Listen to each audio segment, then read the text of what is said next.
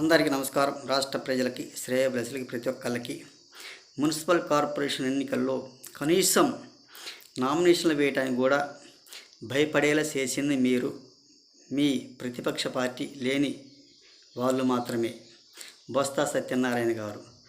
మరి ఎవరు కూడా జగన్మోహన్ రెడ్డి లాగా మళ్ళీ నీతులు చెప్తూనే ఉంటారు.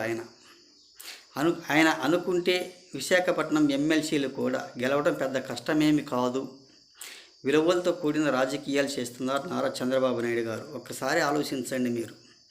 మీకు పోటీ ఉంటే మీరు గెలిచే వాళ్ళు మాత్రం కాదు, గెలవలేరు కాక మీరు గెలవడానికి సాధ్యపడదు.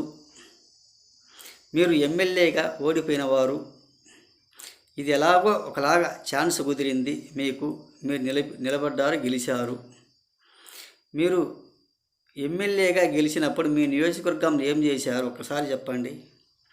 ఏ ఒక్కటి కూడా చేయలేదు. కాబట్టి మీరు ఏదో సాధించినట్టు, మీరు ఏదో చేసినట్టు ఈ ప్రెస్ మీట్లు పెట్టి మాట్లాడుతూ ఉంటారు.